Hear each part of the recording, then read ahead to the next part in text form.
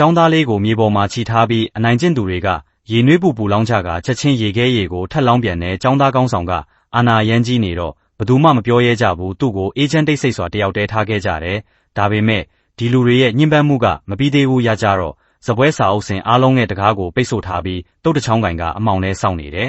တကားလက်ကင်လဲတန်ကြတော့သူတိုက်ခိုက်ဖို့အသင့်ပြင်လိုက်တယ်ဒါပေမဲ့သူတို့ကအခန်းထဲကိုအနံ့ဆိုးတဲ့အရာတွေပစ်သွင်းပြီးပြေးသွားကြတယ်ကျောင်းသားလေးကဒီဒိတ်ခါရောက်မှုကိုတေးမခံနိုင်တာနဲ့ပြန်ချေပဖို့ဆုံးဖြတ်လိုက်တယ်ကျမ်းပြင်ပေါ်ကအညစ်အကြေးအားလုံးကိုစုထားတဲ့ညစ်တဲ့ချိန်မှာသူတို့အိတ်ခမ်းအတွင်းကိုတိတ်ဆိတ်ဝင်လိုက်တဲ့တယောက်ကပါဇက်ဟပြီးဟောက်တာကိုမြင်တဲ့အခါအညစ်အကြေးအားလုံးကိုသူ့မျက်နှာပေါ်လောင်းချပြီးအပြင်ကိုပြေးထွက်လာတယ်။အော်ဟစ်တန်နဲ့အတူအားလုံးလက်နိုးသွားကြတယ်။နောက်တစ်နေ့မှာသူကចောင်းသားကောင်းဆောင်ကိုလူအားလုံးရှေ့မှာစိန်ခေါ်လိုက်တယ်။သူ့ရဲ့လက်ပါးစေးနှစ်ယောက်ကိုတစ်ချက်တည်းနဲ့လဲကျသွားအောင်ကြွေးလိုက်တော့အားလုံးကအံ့ဩသွားကြတယ်။ចောင်းသားလေးမှာဒီလိုတိုက်ခိုက်နိုင်စွမ်းရှိမှန်းចောင်းသားကောင်းဆောင်မသိခဲ့ဘူး။ဒီနေ့ကစပြီးသူ့ကိုထပ်မံမနှောင့်ယှက်တော့ပါဘူး။